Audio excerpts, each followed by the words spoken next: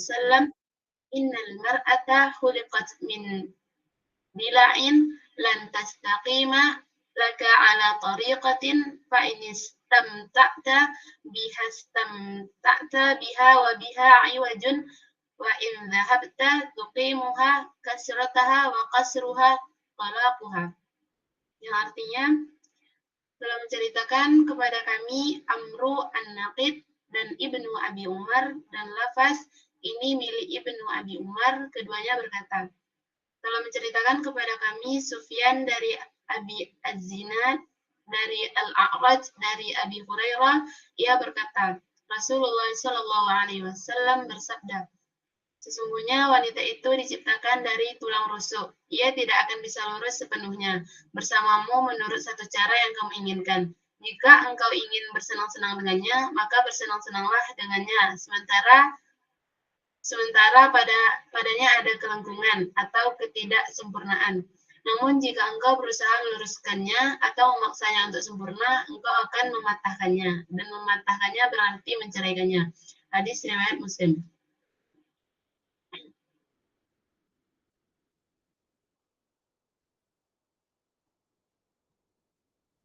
Proses takhrijnya bisa teman-teman lihat di artikel. Hadis ini memiliki kualitas hasan.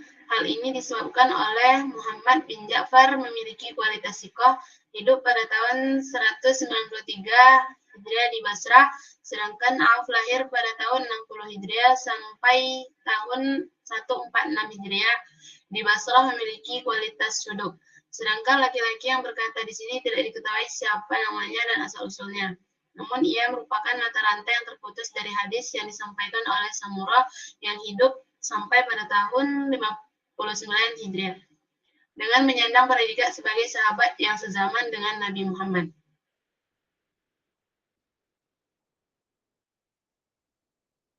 Syarah hadis ini, dalam beberapa ayat Al-Quran ada beberapa ayat yang mengisyaratkan bahwa Hawa tercipta dari Nabi Adam alaihissalam di dalam Quran Surah An-Nisa ayat 1. Demikian juga jika dipadukan bahwa hadis dan Al-Quran tidak bertentangan. Hawa tercipta dari tulang rusuk Nabi Adam alaihissalam dijelaskan dalam fatwa Al-Lajnah Ad-Daimah semacam MUI di Saudi yang diketahui oleh Syekh Abdul Aziz bin Abdullah bin Ba'as rahimahullah. Zahir hadis ini menunjukkan bahwa wanita yang dimaksud di sini adalah Hawa, diciptakan dari tulang rusuk Adam. Pengertian seperti ini tidaklah menyelisihi hadis lain yang menyebutkan penyerupaan wanita dengan tulang rusuk. Bahkan diperoleh faedah dari hadis yang ada bahwa wanita serupa dengan tulang rusuk. Ia bengkok seperti tulang rusuk karena memang ia berasal dari tulang rusuk. Maknanya wanita itu diciptakan dari tulang rusuk yang bengkok, maka tidak bisa disangkal kebengkokannya. Apabila seorang suami ingin meluruskan dengan selurus-selurusnya dan tidak ada kebengkokan padanya, niscaya akan mengantarkan pada perselisihan atau perpisahan. Ini berarti memecahkannya. Namun bila suami bersabar dengan keadaan si istri yang buruk, kelemahan akalnya, dan semisalnya dari kebengkokannya yang ada padanya, niscaya akan langgenglah kebersamaan dan terus berlanjut pergaulan keduanya. Hal ini diterangkan pada pensyarah hadis ini diantaranya Al-Hafiz Ibnu Hajar dalam Fathul Bari, dan ini diketahuilah bahwa mengingkari penciptaan Hawa dari tulang rusuk Adam tidaklah benar. Adapun fikul dari hadis ini, Rasulullah SAW yang diriwayatkan oleh Abu Hurairah menyebutkan bahwa sesungguhnya wanita diciptakan dari tulang rusuk. Ia tidak akan lurus sepenuhnya di atas satu jalan. Jika engkau bersenang-senang dengannya, maka bersenang-senanglah dalam keadaan ia tetap bengkok. Dan jika engkau berusaha meluruskannya, niscaya engkau akan mematahkannya, dan mematahkannya adalah menceraikannya. Hadis ini seringkali disalahpahami secara tekstual seolah-olah merendahkan martabat perempuan. Padahal makna yang dimaksud Rasulullah adalah sebuah tamsil atau perumpamaan untuk menggambarkan fitrah dan tabiat perempuan yang berbeda dengan laki-laki. Perumpamaan tulang rusuk menggambarkan bahwa Perempuan memiliki sifat yang lembut, halus, dan penuh perasaan, namun juga mudah condong kepada emosi. Apabila seorang laki-laki berusaha mengubah tabiat tersebut secara paksa, maka hubungan akan rusak, sebagaimana tulang rusuk yang patah ketika dipaksa untuk lurus. Menurut Imam Al-Nawawi dalam Syarah Sahih Muslim, hadis ini mengandung anjuran untuk bergaul dengan perempuan secara baik dan bersabar terhadap kekurangan mereka. Ibnu Hajar al-Asqalani dalam Fathul Bari menjelaskan bahwa perumpamaan tulang rusuk menunjukkan kelembutan dan kerentanan perempuan. Jika dipaksa menjadi keras, maka akan rusak, sehingga suami perlu menempuh jalan tengah antara kelembutan dan ketegasan. Sementara Al-Qurtubi menegaskan bahwa hadis ini mengajarkan prinsip kelembutan dan kebijaksanaan dalam relasi rumah tangga, sebab perempuan tidak memiliki tabiat yang sama dengan laki-laki. Dari sisi fikih hadis ini menegaskan bahwa laki-laki diperintahkan untuk memahami karakter dan perasaan istrinya, serta tidak menuntut kesempurnaan. Sikap keras terhadap istri bertentangan dengan perintah Allah dalam Al-Quran Surah An-Nisa ayat 19 dan Quran Surat Ar-Rum ayat 21. Dengan demikian, hadis ini bukan bentuk pelecehan terhadap perempuan, melainkan ajaran moral agar suami mampu menjaga keharmonisan rumah tangga dan kebijaksanaan, kesabaran, dan kasih sayang. Adapun hadis yang kedua, Haddatsana Abu Quraib wa Musa bin Hilal qala haddatsana Husain bin Ali an Zanidata an Maisaratal Ashja'i an Abi Hazim an Abi Hurairah radhiyallahu anhu qala Rasulullah sallallahu alaihi wasallam istausu bin nisa'i fa innal mar'ata khuliqat min dila'in wa inna wajah syai'in fit dila'in a'lahu fa in dhahab tuqimuhu kasartahu wa in taraktahu lam yazal a'waja fastausu bin nisa. Yang artinya telah bercerita kepada kami Abu Quraib dan Musa bin Hizam, keduanya berkata, telah bercerita kepada kami Husain bin Ali dan dari Zaidah, dari Maisyarah al-Ashja'i, dari Abu Hashim, dari Abu Hurairah radhiyallahu anhu, ia berkata, Rasulullah sallallahu alaihi wasallam bersabda, saling berwasiatlah kalian dalam menjaga hubungan baik terhadap para wanita. Sesungguhnya wanita itu diciptakan dari tulang rusuk yang bengkok, sementara yang paling bengkok dari rusuk adalah pangkalnya. Jika engkau hendak mencoba untuk meluruskannya, maka ia akan patah. Namun bila engkau biarkan, maka ia akan tetap bengkok. Oleh karena itu, saling berwasiatlah kalian terhadap para wanita. Syarah hadis ini yang diriwayatkan dari Abu Hurairah radhiyallahu anhu. Ini Rasulullah SAW bersabda, berwasiatlah kalian untuk berbuat baik kepada para wanita, karena sesungguhnya wanita ini diciptakan dari tulang rusuk, dan bagian yang paling bengkok dari tulang rusuk adalah bagian atasnya. Jika engkau berusaha meluruskannya, maka engkau akan mematahkannya. Namun jika engkau membiarkannya, maka ia akan tetap bengkok. Maka berwasiatlah untuk berbuat baik kepada para wanita. Hadis riwayat Bukhari dan Muslim. Hadis ini mengandung pesan moral dan sosial yang mendalam tentang bagaimana Islam memandang perempuan serta bagaimana laki-laki seharusnya memperlakukan mereka.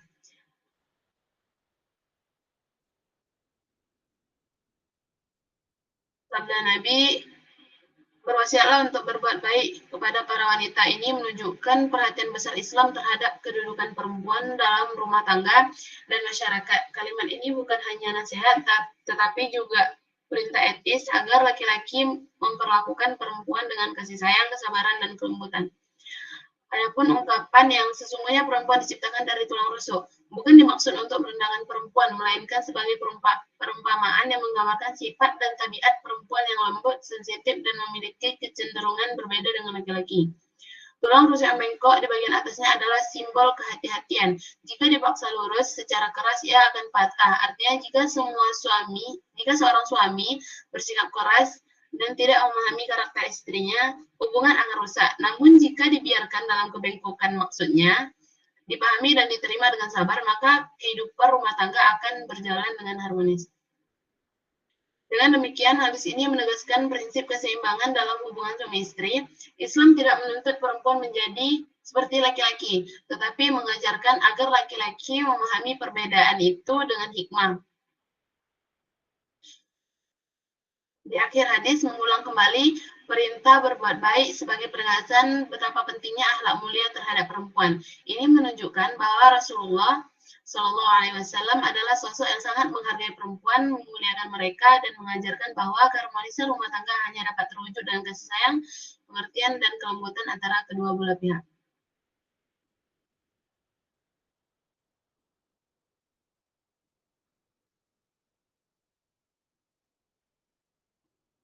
Adapun fikih dari hadis ini memberikan pelajaran mendalam tentang bagaimana Islam memerintahkan kaum laki-laki untuk memperlakukan wanita dengan penuh kasih sayang dan kelembutan.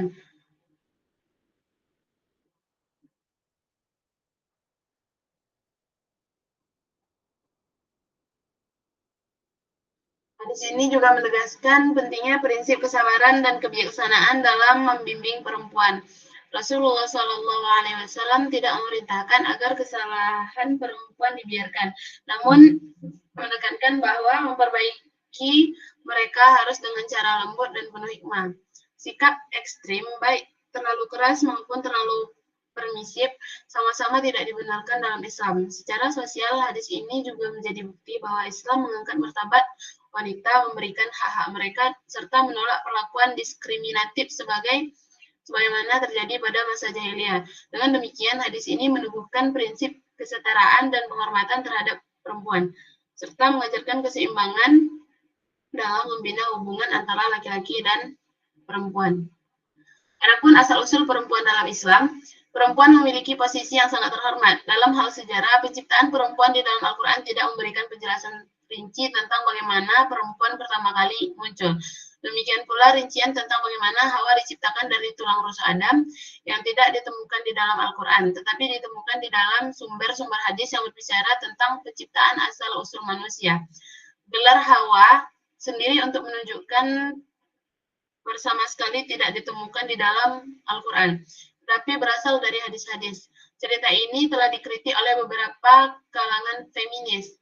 Satu-satunya isyarat Al-Quran yang paling relevan tentang asal-usul kejadian perempuan adalah di dalam firman Allah dalam Quran Surah An-Nisa di ayat 1.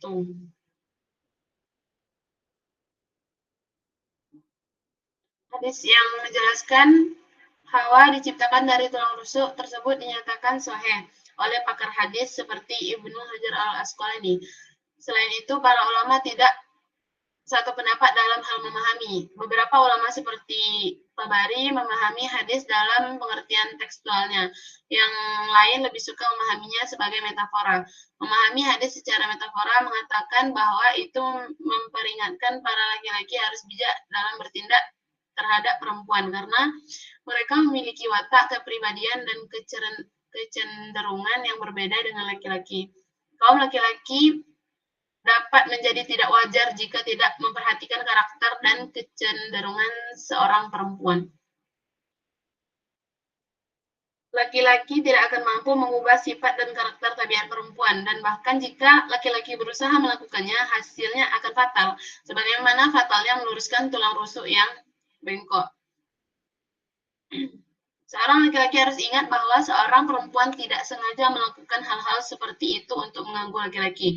Ini sudah menjadi takdir Allah untuk menganugerahi perempuan dengan sifat-sifat khusus dalam bentuk sifat pemarah dan perilaku yang berlebihan. Oleh karena itu, seorang laki-laki harus bersabar dengan perempuan yang memaafkannya. Kaum laki-laki juga harus mengetahui bahwa sifat-sifat ini adalah salah satu karakteristik atau ciri-ciri perempuan yang dapat memberikan pengaruh yang baik.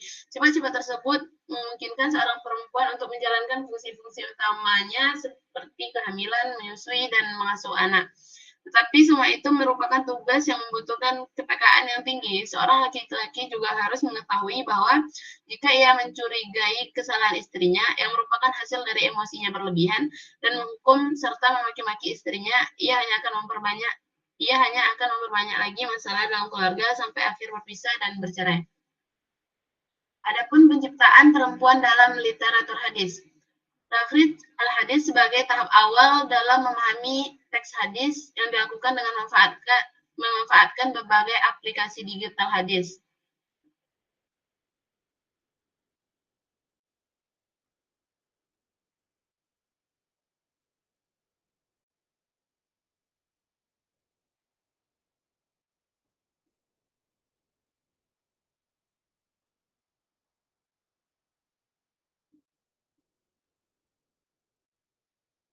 Adapun hadis-hadis tentang penciptaan perempuan bisa teman lihat di artikel.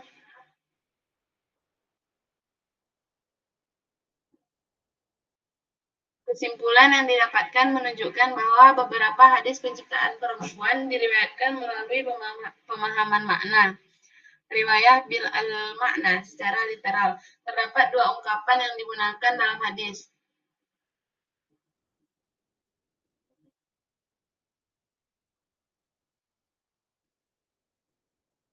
Ungkapan yang pertama berarti perempuan itu seperti tulang rusuk, sedangkan ungkapan yang kedua menunjukkan bahwa perempuan diciptakan dari tulang rusuk. Ungkapan pertama diriwayatkan oleh Ahmad, Al-Bukhari, Al-Tirmizi, dan Muslim, sedangkan ungkapan kedua terdapat pada riwayat Muslim dan Ahmad. Meskipun terdapat beberapa perbedaan konteks, tujuan dan makna dari hadis tersebut tetap serupa.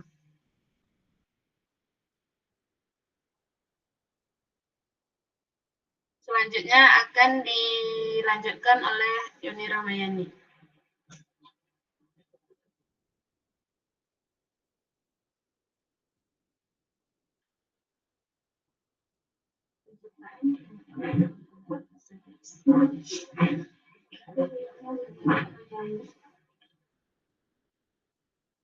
Ini ada hidupnya.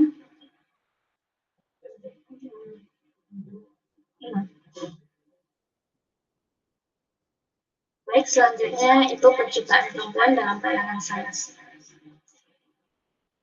Nah, seperti yang kita ketahui bahwa Al-Quran tidak memberikan penjelasan secara terperinci tentang penciptaan perempuan dan ilmu sains, juga tidak dapat menjelaskan secara detail tentang penciptaan perempuan. Namun, proses penciptaan manusia di dalam rahim seorang perempuan, karena di dalam rahim perempuan terdapat banyak tahap-tahapan dalam penciptaan manusia. Penciptaan manusia asal mulanya berasal dari pencampuran air mani laki-laki dan perempuan yang akhirnya membentuk janin dan membentuk menjadi bayi. Nah, sedangkan secara umum, manusia diciptakan dari tanah. Dari tanah kemudian diciptakan pula pasangannya sehingga akan menghasilkan keturunan. Dari keturunan tersebut akan terjadi yang namanya perkembangbiakan, yakni dalam ilmu sains dinamakan reproduksi. Reproduksi adalah salah satu ciri makhluk hidup untuk mempertahankan jenisnya. Manusia termasuk golongan makhluk yang memiliki satu individu dengan satu jenis alat reproduksi, yakni spermatozoa dan ovum. Nah, jika keduanya melebur, maka pembuahan akan terjadi. Fertilisasi adalah peleburan dua gamet untuk membentuk sel telur yang telah dibuahi dan tumbuh menjadi janin dan menjadi bayi dalam waktu 9 bulan. Dalam ilmu sains, manusia berproduksi secara seksual. Reproduksi seksual ini akan melibatkan dua individu, masing-masing menyumbangkan sel reproduksi khususnya yang disebut gamet.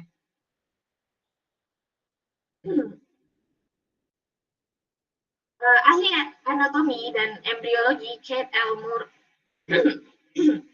Murray mengatakan sebagaimana yang dikutip oleh Rosmali Zawati dalam jurnalnya, menyatakan bahwa penciptaan manusia bermula dari peleburan sel telur wanita dan sperma pria. Hasilnya adalah sel yang disebut dengan zigot yang mengandung kromosom dan informasi dari sperma pria, sedangkan sel telur betina memiliki embrio yang pada akhirnya akan membentuk janin manusia.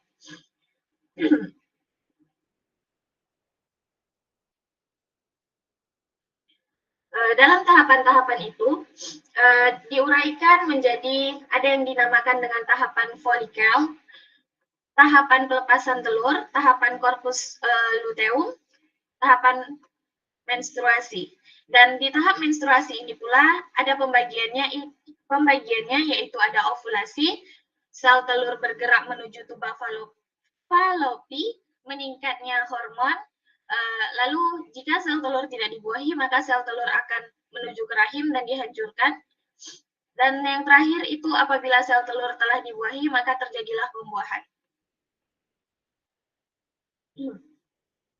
Nah, jadi dapat disimpulkan bahwa proses penciptaan perempuan berawal dari proses penciptaan manusia, sehingga dalam ilmu sains dapat dikemukakan, yakni yang pertama adanya setetes air mani yang merupakan jutaan sperma laki-laki dilepaskan sekaligus dan kemudian menuju sel telur setiap siklusnya. Dari jutaan sperma yang masuk, hanya 1.000 yang akan mencapai sel telur. Dan sel telur hanya akan memungkinkan satu sperma yang mencapai inti sel telur.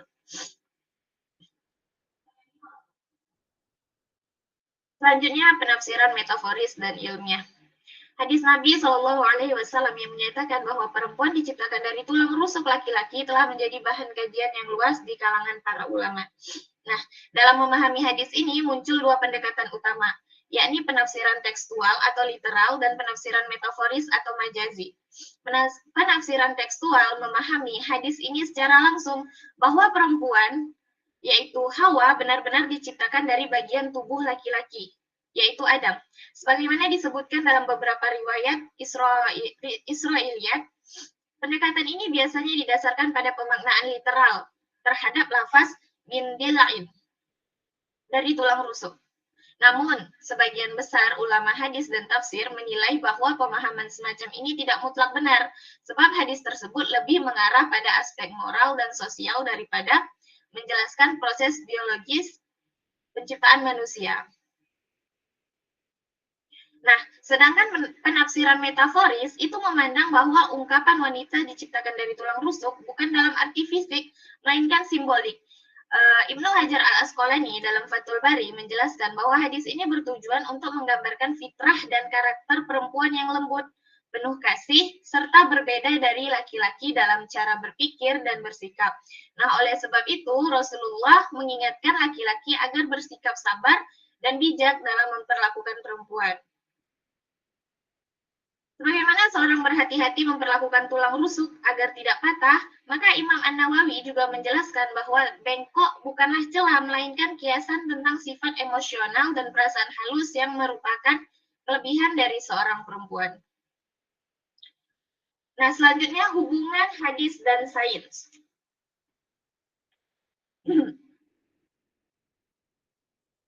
Hadis yang menyatakan bahwa perempuan diciptakan dari tulang rusuk laki-laki, khususnya tulang rusuk yang bengkok, merupakan hadis sahih yang diriwayatkan oleh Bukhari dan Muslim.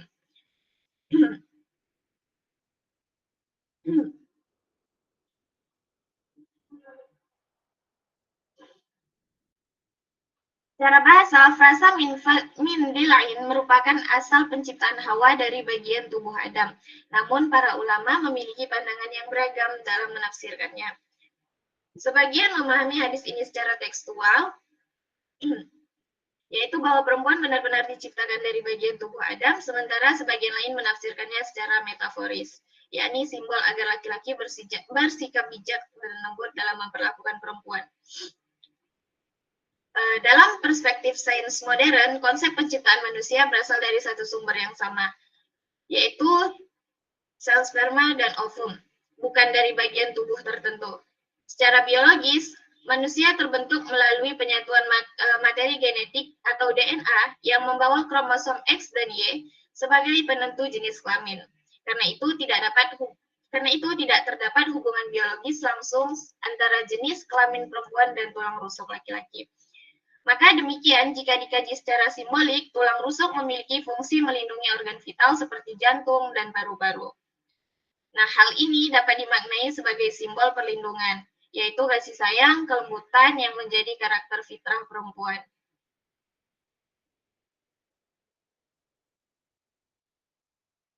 Selanjutnya, keterkaitan hadis dengan penciptaan perempuan dengan ilmu pengetahuan modern.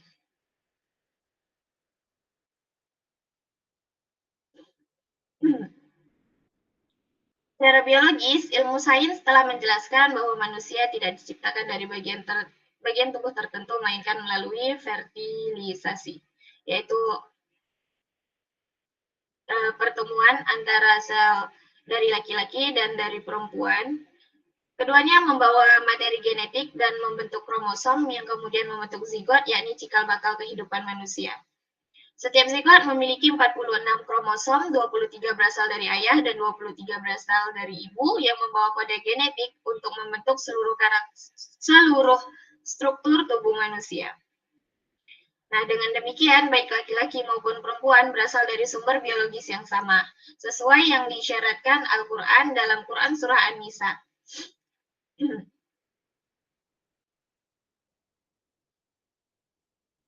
Adapun secara metaforis, tulang rusuk memiliki fungsi biologis yang sangat penting dalam anatomi manusia. Tulang ini berperan melindungi organ vital seperti jantung dan paru-paru. Jika dihubungkan dengan sifat dan peran perempuan, maka analogi ini dapat dimaknai secara simbolik dan biologis bahwa perempuan memiliki peran sebagai pelindung kehidupan, penuh kasih sayang, serta menjadi sumber kehangatan emosional bagi keluarga. Nah, dalam hal ini, penafsiran metaforis hadis tersebut justru selaras dengan pandangan sains bahwa perbedaan biologis antara laki-laki dan perempuan merupakan hasil dari desain alamiah yang bertujuan untuk saling melengkapi. Perbedaan biologis antara laki-laki dan perempuan telah dijelaskan secara ilmiah melalui kajian hormon dan struktur otak. Hormon testosteron pada laki-laki lebih dominan mempengaruhi perilaku kompetitif dan rasional, sedangkan hormon estrogen dan oksitosin pada perempuan berperan besar dalam menumbuhkan sifat empatik, lembut, dan penuh kasih sayang. Selain itu, penelitian neurobiologi menunjukkan bahwa perempuan memiliki sistem limbik otak yang lebih aktif. Bagian otak yang berhubungan dengan perasaan dan emosi, serta koneksi antar hemisfer yang lebih kuat, sehingga cenderung lebih peka terhadap relasi sosial dan komunikasi emosional.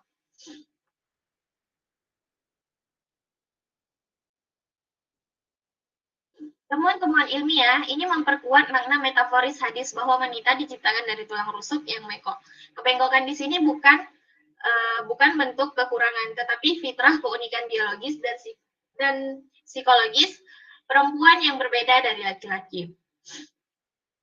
Rasulullah Shallallahu Alaihi Wasallam melalui hadis ini memberikan pengajaran moral agar laki-laki memahami dan menghormati perbedaan tersebut dengan kelembutan, sebagaimana seseorang memperlakukan tulang rusuk agar tidak patah.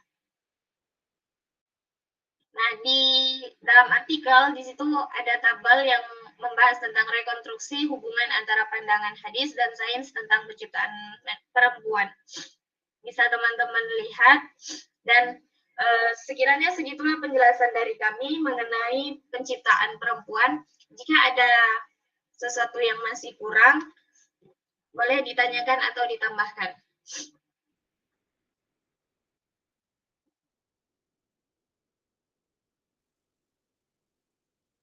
Baik, berarti belum ada ya temuan ilmiah, temuan sains yang menemukan pemahaman atau sesuai dengan mana tekstual.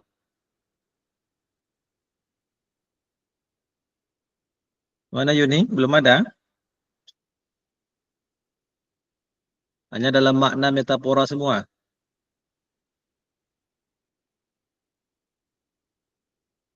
Ada dalam makalah?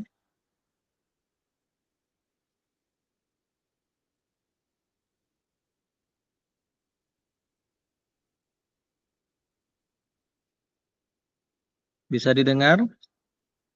Makalah?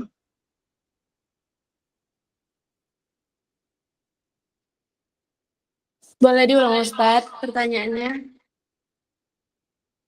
Dari pemaparan tadi, kedua hadis yang menjadi pembicaraan kita, ini menunjukkan bahwa perempuan diciptakan dari tulang rusuk. Nah, kebanyakan pemahaman para ulama sebatas pemahaman metafora dari kalimat tersebut, bukan makna hakiki secara tekstual. Nah, sekarang pertanyaannya, ada tidak temuan ilmiah yang merujuk kepada makna tekstual itu? Artinya, apakah benar perempuan itu diciptakan dari tulang rusuk atau tidak? Ada tidak temuan ilmiahnya? Atau memang belum ditemukan? Sehingga makna metafora itu yang relevan untuk dipakai, dipahami sekarang ini. Sejauh Ustaz dengar tadi belum ada ini. Gimana makalah?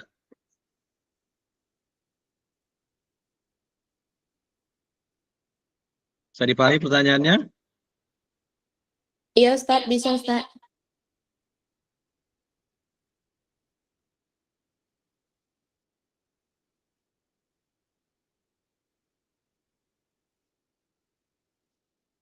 Atau kita absen presensi dulu ya?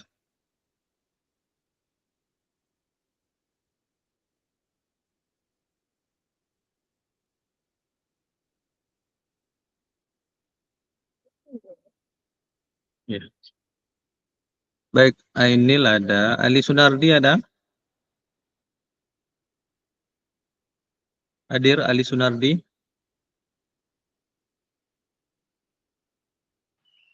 Hadir Ustaz. Ya. Amalia Nur Inayati. Hadir Ustaz. Andre Agustino.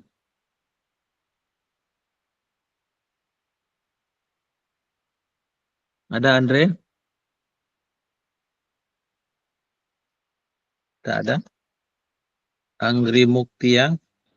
Hadir Ustaz. Fadil.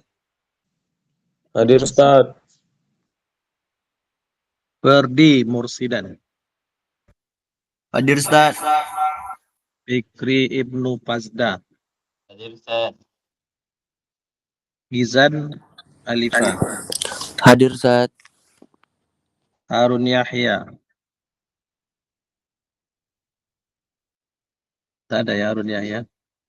Irwanda. Hadir Ustaz.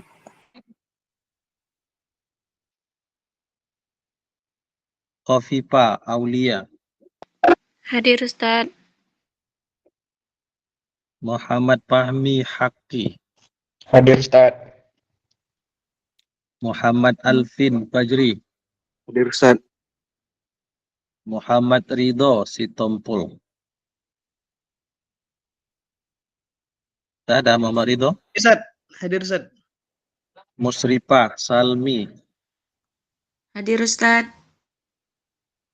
Nisa Aldapina. Hadir Ustaz. Puspasari Hasibuan. Hadir Ustaz.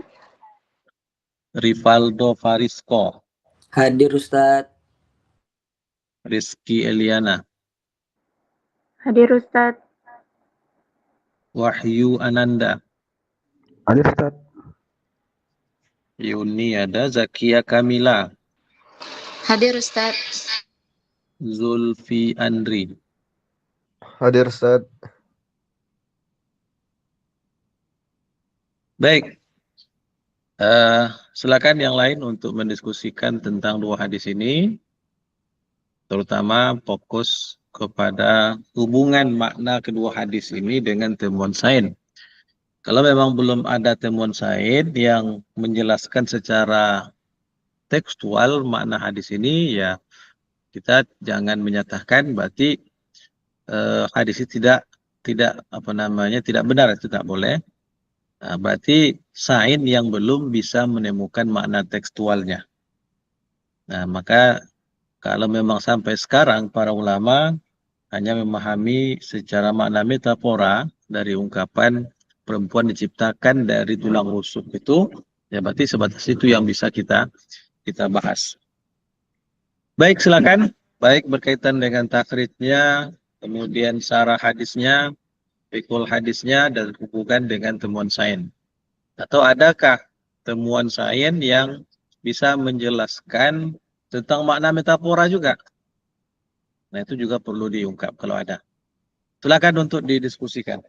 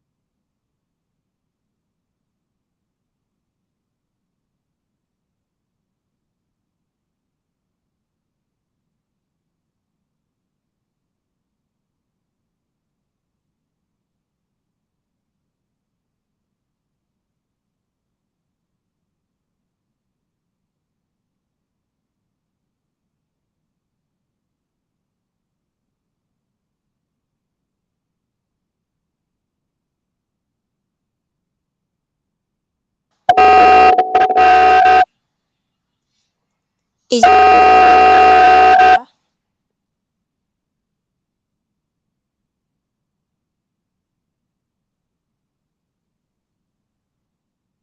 Silakan. Di dalam bagian fikih al-hadis disebutkan bahwa hadis ini mengandung pesan moral agar laki-laki memperlakukan perempuan dengan lembut. Jadi, bagaimana hadis ini dapat diterapkan dalam konteks sosial masyarakat modern yang masih mengalami ketimpangan gender? Terima kasih.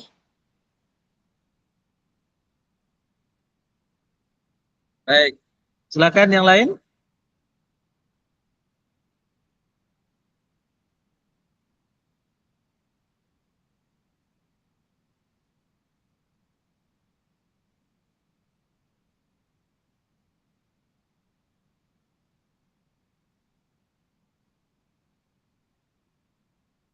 Baik, ada lagi yang ingin bertanya?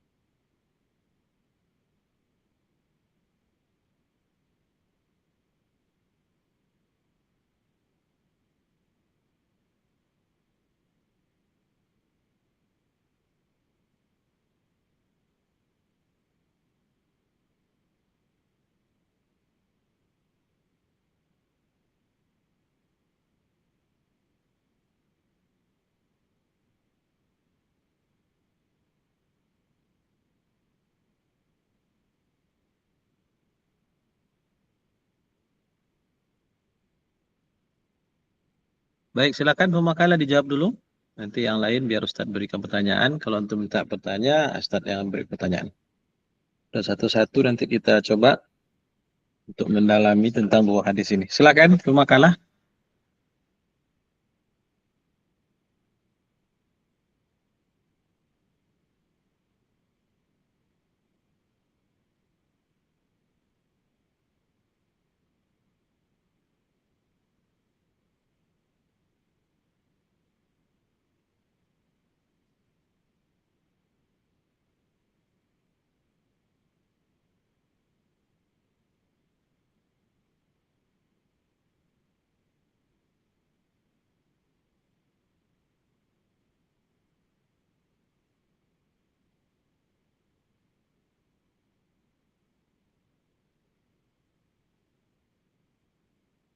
Mana pemakalah?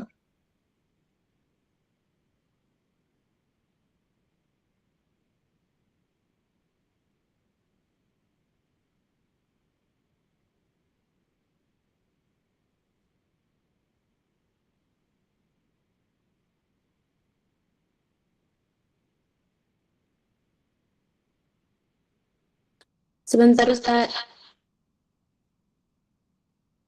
Baik, silakan.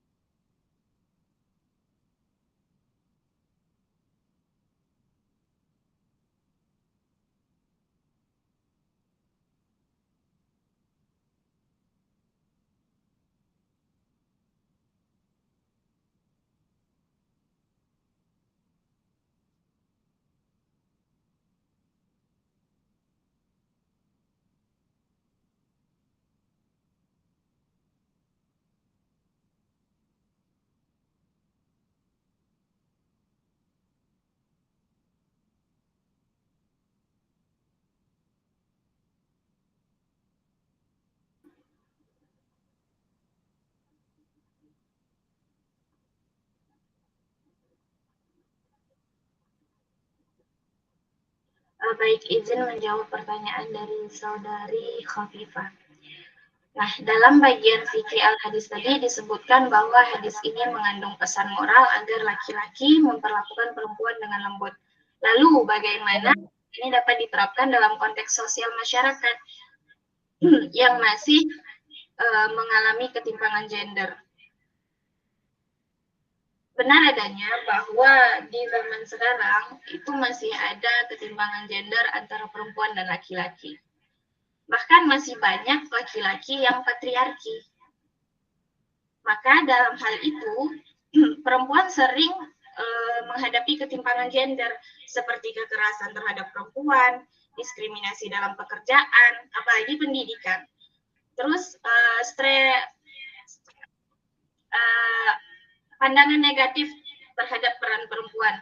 Perempuan dibilang nggak usah sekolah tinggi-tinggi, karena ujung-ujungnya akan di dapur, dan seakan-akan laki-laki adalah yang lebih baik, lebih tinggi, padahal kita memiliki kesetaraan gender yang sama. Perempuan dan laki-laki berhak untuk mendapatkan keadilan yang sama. Nah, dalam hal ini, menurut pemakalah, itu harus ada keadilan gender di ranah sosial. Dengan menegakkan hak perempuan untuk mendapatkan pendidikan, pekerjaan, bahkan perlindungan hukum, lalu memberikan ruang bagi perempuan untuk berpartisipasi dalam kehidupan sosial, politik, maupun keagamaan. Maka di sini laki-laki seharusnya itu menuntun, memperlakukan perempuan dengan kasih sayang, dengan kesabaran, bukan malah patriarki. Perempuan itu memiliki hak dan martabat yang sama. Bahkan Islam juga mendorong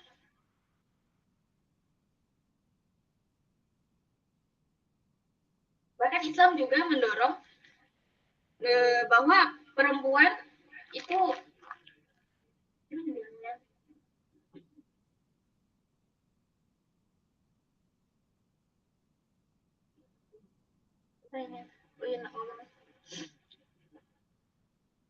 Nah, intinya dalam konteks sosial modern ini, itu memang masih sering ada ketimpangan. Tapi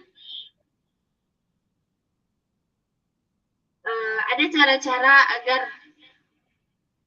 kesetaraan gender itu tidak terjadi, yaitu tadi seperti menegakkan hak perempuan dan memberikan ruang bagi perempuan untuk berpartisipasi dalam kehidupan sosial, politik, dan keagamaan. Baik, sekiranya itu saja penjelasan dari kami. Jika ada teman-teman yang mau menambahkan, kami persilahkan. Dan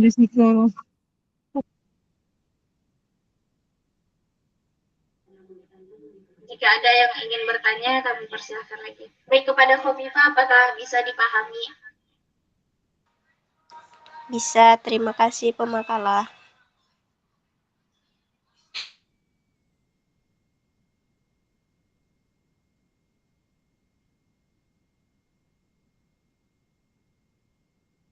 Baik, jelas ya jawabannya?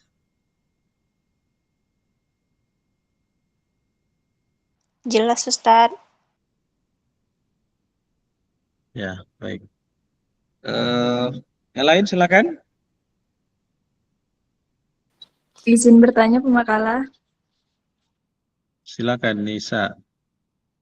Bagaimana tadi kan disebutkan kalau misalnya tulang rusuk itu digambarkan sebagai simbol kelembutan dan konsep psikologis perempuan. Nah, pertanyaannya bagaimana hubungan antara makna tulang rusuk sebagai simbol kelembutan dan konsep psikologis perempuan dalam pandangan ilmiah modern? Ya.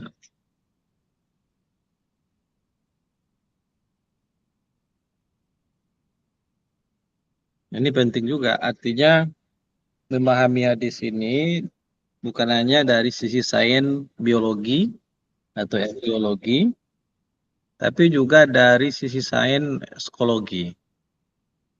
Memang seharusnya harus dilengkapi pula dengan jurnal-jurnal psikologi yang mengarah kepada pemahaman psikologi perempuan itu yang terkait dengan makna perempuan diciptakan dari tulang rusuk yang bengkok itu. Silakanlah dulu pemakalah untuk menjawab.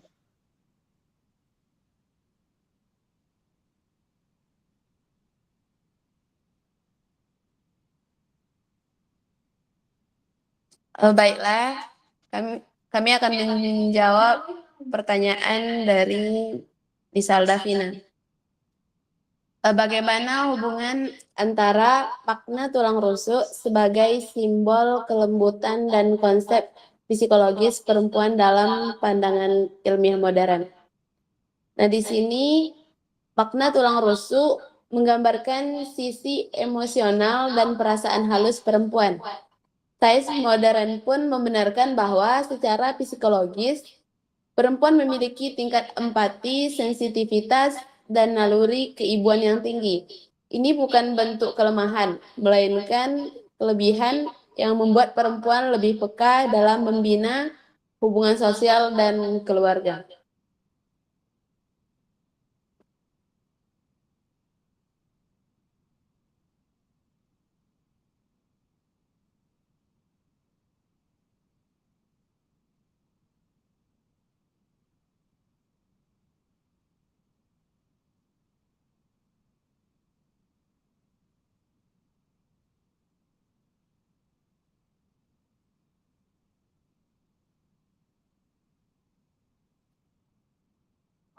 Gimana?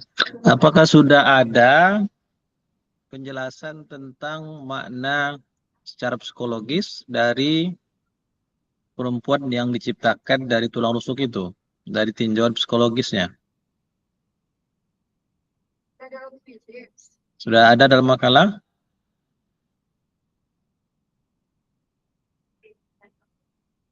Dalam makalah? Apakah ada tinjauan secara psikologis tentang makna perempuan diciptakan dari tulang bengkok itu? Kalau dari sisi sains dari bidang biologi, mungkin tidak ditemukan ya, kan itu kesimpulannya. Sekarang ada tidak temuan secara psikologis makna dari tulang perempuan diciptakan dari tulang rusuk yang bengkok tadi? Artinya dalam tinjauan psikologi apa makna itu? Apa makna kejiwaan yang dikaitkan dengan mana tulang rusuk yang bengkok itu? Ada? Sebentar, Ustaz. Ya.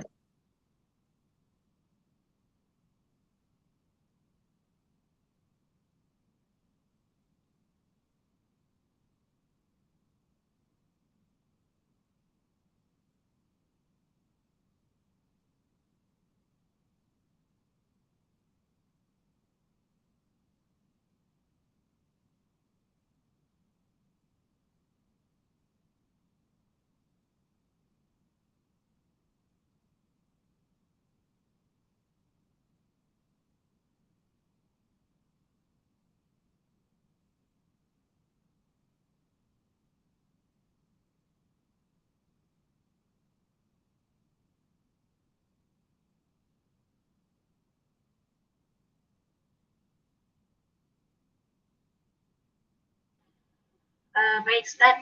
Kalau dalam perspektif psikologis, adakah tinjauan psikologis dari makna tulang rusuk, dari penciptaan tulang rusuk perempuan?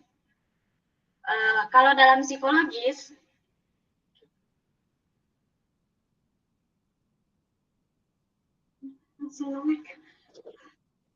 Ya, gimana? Dalam psikologis, itu dalam artikel dijelaskan, Ustaz, bahwa ada yang mengatakan bahwa istilah bengkok yang dimaknai itu adalah keunikan struktur emosional dan cara berpikir perempuan. Kalau laki-laki itu cenderung berpikir dengan rasional dan linear, sedangkan perempuan itu cenderung emosional, empatik, dan intuitif. Maka dalam hal ini, psikologi modern itu menyatakan harus menghargai perbedaan gaya berpikir antara perempuan dan laki-laki. Lalu kita juga harus ada emotional intelligence, yaitu kecerdasan emosional dalam memahami perbedaan di antara satu sama lain. Jadi yang dimaksud makna tulang rusuk di psikologis itu perbedaan alami dalam struktur emosional dan sosial saja, Ustaz. Bagaimana sama-sama saling memahami dengan bijak, ya, lalu memperlakukan keharmonisan satu sama lain, serta tidak merendahkan perempuan. Ada penjelasan lebih lanjut tentang perbedaan struktur emosional laki-laki dan perempuan itu?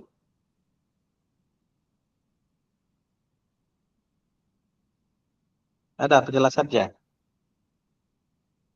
Sehingga terbayang seperti apa betul maksud daripada kebengkokan itu. Apa perbandingan dengan emosional laki-laki?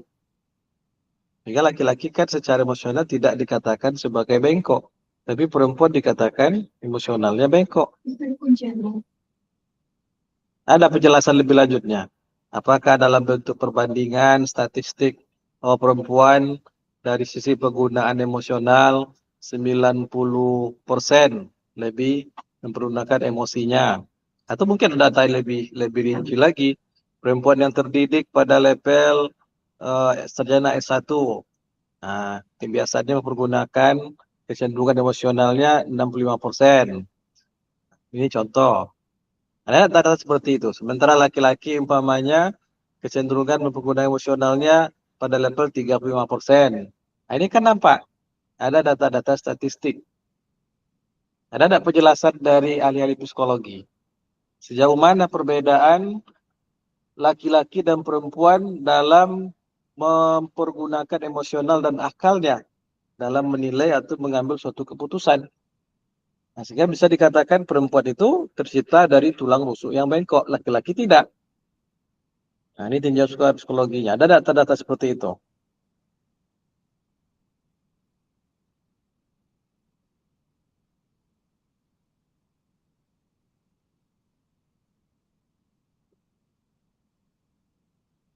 Gimana?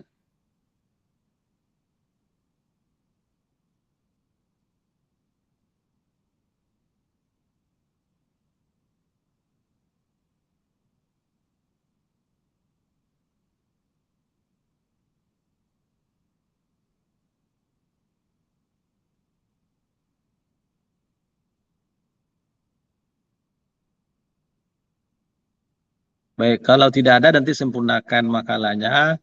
Berarti cari pemahaman yang lebih dalam lagi tentang tinjauan psikologi. Apa makna perempuan diciptakan dari tulang rusuk yang bengkok itu?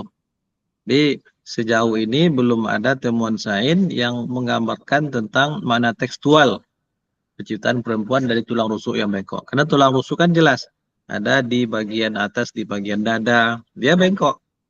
Nah, jadi belum ada temuan sains. Artinya sains belum mampu menemukan rahasia tekstual yang ada di balik makna hadis.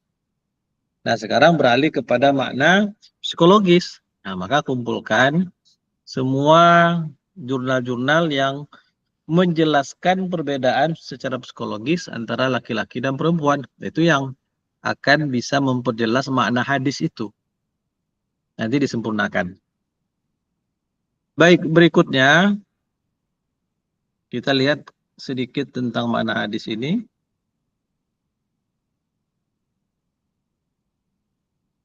Hadis yang pertama dari sisi takrib dia diriwayatkan oleh Imam Muslim, berarti hadisnya adalah hadis sahih. Sampai sanadnya kepada sahabat Abu Hurairah radhiyallahu an. Qala Rasulullah sallallahu alaihi wasallam, innal mar'ata khuliqat min dal'in lan tastaqima laka ala tariqatin. Fa in istamta'ta biha wa biha iwajun wa in zahabta tuqimuha kasartuha wa kasratuha talaquha. Baik, saya ingin bertanya dulu.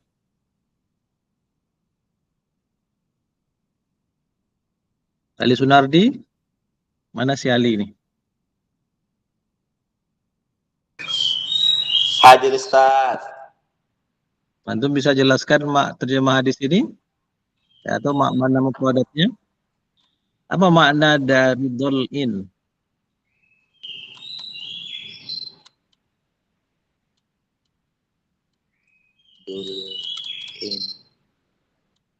Adalah pas innal marata khuliqat min dol'in. Apa makna dol'in?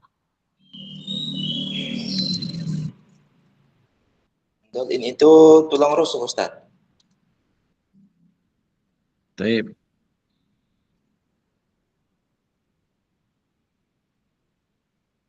Amalia Nur masih ada? Juga nggak nampak-nampak ini. Mana wujudnya ini?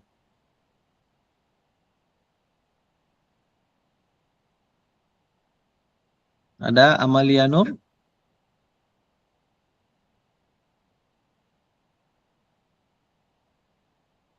Apa makna dari kata? Coba. Fa in istamta'ta.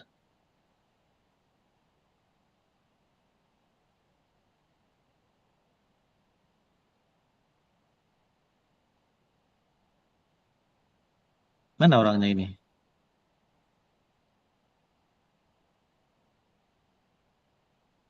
Ada Amalia Nur?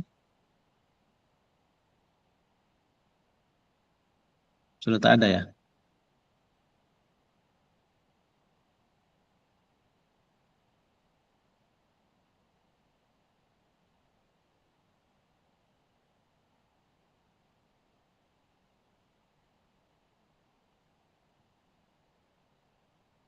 Andre? Andre tak ada. Anggri?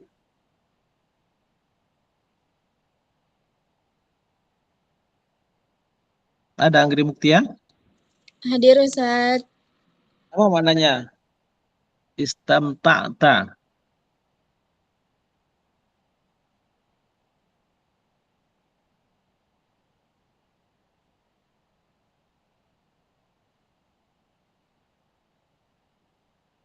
Fa in istamta'ta biha istamta'ta biha. Apa makna istamta'ta?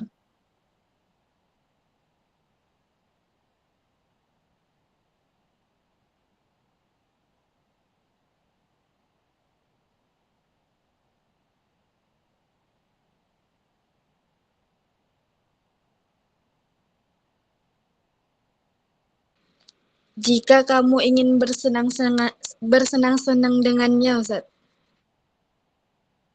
Istamta'ta. Kamu bersenang-senang dengannya.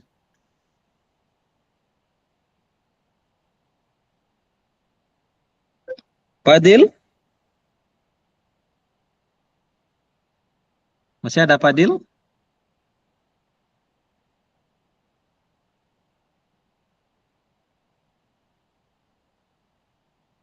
Sudah tak bergabung ya? Tak bergabung nanti absensinya kita batalkan kalau dianggap hadir.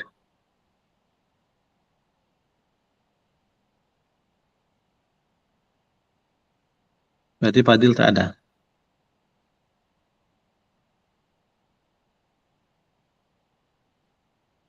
Perdi?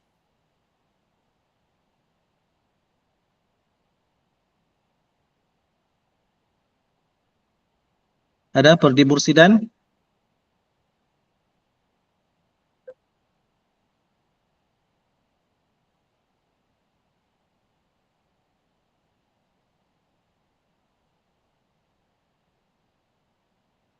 Tak ada juga.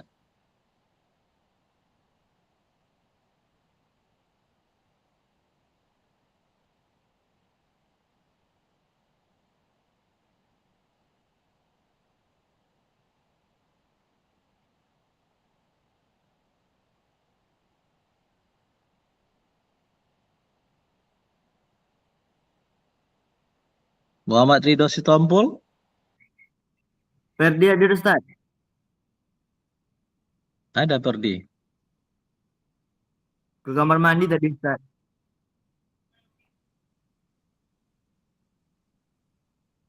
Muhammad Ridho Sitompul? Ada?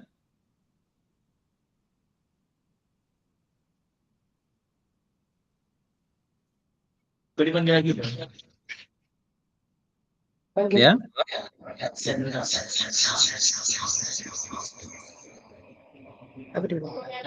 Hadir, Ustaz. Apa makna iwajud dalam hadis itu?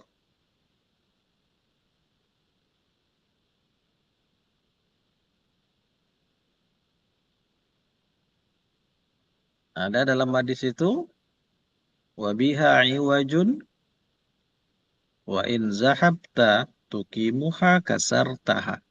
Apa makna iwajun?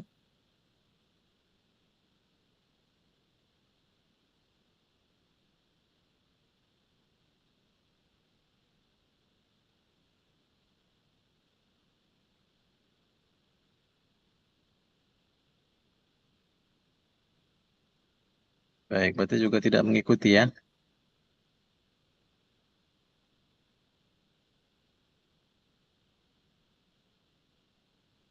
Baik, kita cukupkan untuk minggu ke depannya. Siapa yang tidak bisa menerjemahkan hadis itu ketika ditanya, nanti akan ada catatan sendiri atau mungkin ketika online dianggap tidak hadir. Kita ulang kembali tentang makna hadis.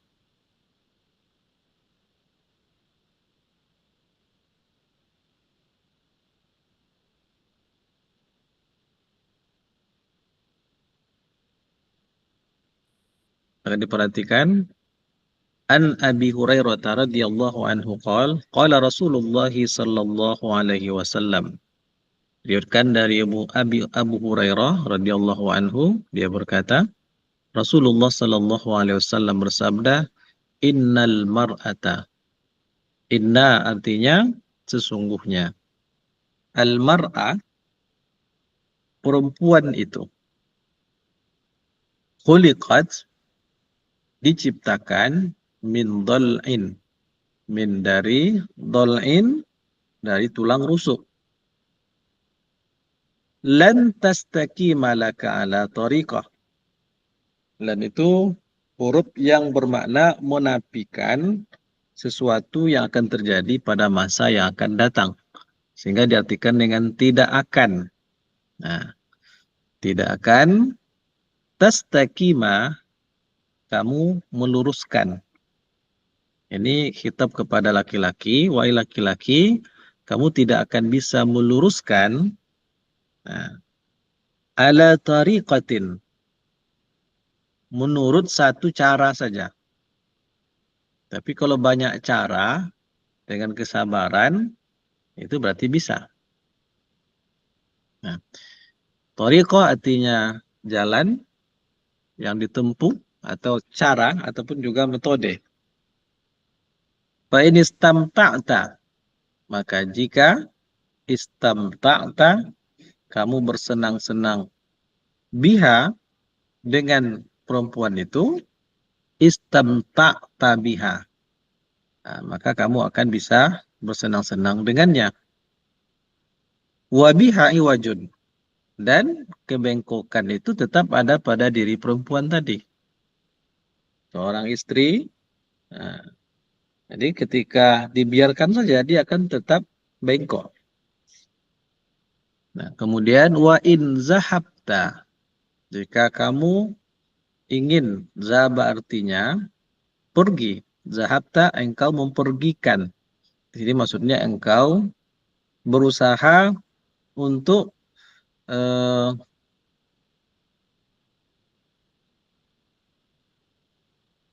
ini berusaha untuk meluruskan ya. Yang bengkok itu kalau dipaksa untuk kamu luruskan, tukimaha, qoma yukimu, aqoma tukimu, itu artinya meluruskan. Kasartaha, kasaro, itu artinya mematahkan, patah. Nah, taha itu domir kembali kepada fa'il, kasartaha, engkau akan mematahkannya kalau dipaksa. Jadi ketika seorang perempuan itu dipaksa dia untuk memenuhi keinginan suaminya atau kehendak suaminya dalam kondisi kejiwaan yang dia tidak atau belum bisa menerimanya, kalau dipaksa, nah itu akan menjadikan hatinya hancur atau patah. Wa kasratiha, dan patahnya atau engkau mematahkan perempuan itu sama artinya dengan tolakuha, menceraikannya. Itu makna secara mufradat dari lapas-lapas yang ada dalam hadis ini. Nah, Ustaz tekankan, hendaklah hadis itu semua mufradatnya dipahami. Hadisnya dihafal, kemudian mana mufradatnya dan bisa menerjemahkan hadis ini. Kemudian baru lanjut memahami syarah atau penjelasan hadisnya. Secara umum sudah dijelaskan oleh pemakalah tadi, tolong dibaca kembali. Kalau dari sisi hubungan dengan temuan-temuan sains, ternyata dalam jurnal-jurnal yang ada tidak ditemukan makna tulang yang bengkok itu dari makna tekstual. Artinya tidak ada penjelasan dari sains bahwa perempuan diciptakan dari tulang rusuk laki-laki yang bengkok. Tidak ada. Nah, tapi yang ada hanya penjelasan dari ahli-ahli psikologi atau ahli ilmu jiwa. Ini menggambarkan tentang kondisi kejiwaan perempuan. Fitrahnya ya seperti itu. Terkait dengan hadis yang lain, minna kisotil akli wad din. Perempuan itu ada kekurangan akal dan kekurangan agama. Kekurangan akal itu mereka lebih menonjolkan emosionalnya, lebih menonjolkan sifat kasih sayangnya dibandingkan dengan sifat logikanya. Beda dengan laki-laki, karena laki-laki itu sebagai pemimpin harus berpikir mengedepankan logika, bukan emosional. Nah, jadi kekurangan perempuan itu dari sisi minna kisil akli, akal itu adalah lebih menonjolkan aspek emosionalnya, sementara laki-laki lebih menonjolkan aspek logikanya. Kekurangan dari sisi agama, perempuan terhalang untuk melakukan sebagian ibadah ketika ada sebab. Saat datang menstruasi, tidak boleh melakukan puasa, tidak boleh melaksanakan sholat. Ini maksud dengan kekurangan agama. Nah, kekurangan akal juga disebutkan, maksudnya ketika mereka diminta persaksian, maka persaksian seorang perempuan itu hanya separuh dari persaksian laki-laki. Artinya, persaksian dua orang perempuan sama dengan persaksian satu orang laki-laki. Ini menunjukkan kekurangan dari sisi akal. Nah, dengan demikian yang bisa dijelaskan, yang baru ditemukan oleh sains adalah hanya terbatas pada sifat atau bidang psikologi kejiwaan saja. Belum dari sisi makna tekstual dari hadis ini. Baik. Silakan nanti pemakalah diperbaiki makalahnya, tekankan kepada aspek sains psikologi yang bisa menjadi sarah atau penjelas dari makna hadis ini, terutama ada kata dol'in yang diciptakan di tulang rusuk dari aspek psikologi.